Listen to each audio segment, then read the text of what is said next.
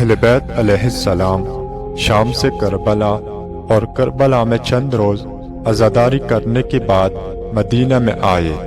جس دن اہل بیت علیہ السلام کے پردیدار حسرتوں اور دکھوں سے مدینہ میں داخل ہوئے، مدینے کے دروازے سے لے کر قبر رسول تک زمین عزاداروں کے آنسوں سے گیلے ہو چکی تھی۔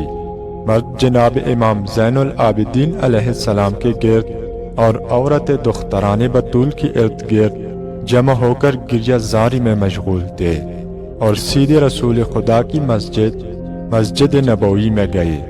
وہاں اہل بیت علیہ السلام نے ظالموں کے ظلم کا شکوہ کیا، پھر وہاں سے جناب زہرا کی قبر پر پہنچے۔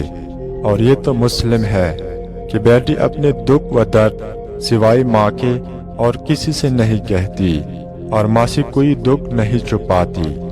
جب بی بی زینب سلام اللہ علیہا کی نظر ماں کی قبر پر پڑی تو جگر سے صدائے درد نکلی اور ہائے ہائے کر کے ماں کی قبر پر گر پڑی۔ پھر بین کر کے فرمایا، اماں جان، میں حسین کو ساتھ لے کر گئی تھی، لیکن اب حسین کو واپس نہیں لا سکی، البتہ حسین کی ایک نشانی لائی ہوں۔ اور پھر امام حسین علیہ السلام کا خون آلودہ پیراہن نکالا اور قبر پر رکھ دیا اور عرض کیا، اماں جان، یہ آپ کے فرزند حسین کی نشانی ہے، اور اگر مجھ سے پوچھو کہ ہم پر کیا گزری تو اتنا عرض ہے کہ ہم میں ترک و دیلم کے قیدیوں کی طرح قیدی بنا کر شہر در شہر پھرایا گیا اور بہت زیادہ تکلیفیں اور دکھ دی گئے۔ فاطمہ زہرا کی قبر کو زلزلہ آیا، بی بی زہرا کا ہاتھ باہر نکلا اور بی بی نے وہ پیراہن اٹھا لیا، اور اب وہ پیراہن بی بی کی پاس ہے۔ قیامت کو یہی قمیص لے کر دربار توحید میں آئیں گی۔ صاحب مخزن البکا رقم تراز ہے۔ جب اہل بیت علیہ السلام گریہ زاری اور ماتم میں مصروف تھے تو ام المؤمنین جناب ام سلمہ نے خون کی ایک شیشی اٹھائی۔ ایک ہاتھ میں یہ شیشی تھی اور دوسرے ہاتھ سے بیمار فاطمہ صغرا کو پکڑا ہوا تھا۔ بیماری کی وجہ سے جناب فاطمہ صغرا کے چہرے کا رنگ زرد تھا، جسم کانپ رہا تھا اور آنسو بارش کے قطرات کی طرح گر رہے تھے۔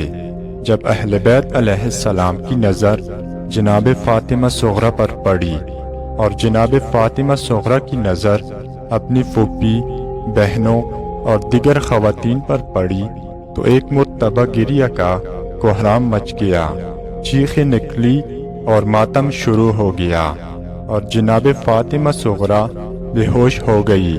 فاطمہ کبریٰ آئی اور فاطمہ صغرا کو ہوش میں لائی، لیکن خود بے ہوش ہو گئی۔ دیگر خواتین نے ایک دوسرے کو گلے لگایا اور اپنے دکھوں کا حال ایک دوسرے کو سنایا۔ جناب فاطمہ صغرا نے اپنی بہن فاطمہ کبریٰ سے اپنے دکھوں کا حال پوچھا۔ جناب فاطمہ کبریٰ کی زبان حال یہ تھی، اے بہن، میں آپ سے دوری پر نالان تھی اور دن رات آپ کے غم و فراق میں پریشان تھی۔ آپ میرے دن رات کا پوچھتے ہو، میرا دن ماتم میں گزرتا تھا اور رات کسی خرابہ ویران میں۔ لب فرات ہونے کے باوجود ہمارے شہداء بھی پیاسے چلے گئے اور ہم بھی پیاسے شام چلے گئے۔ ظالموں نے ہمارے بابا کے سر کو نوکے نیزہ پر اٹھایا ہوا تھا اور ہم اس نیزے کے پیچھے پیچھے چل رہے تھے۔ جب یزید ملعون میرے بابا کے لبوں پر چیری مار رہا تھا تو ہمارے دل کباب ہو گئے۔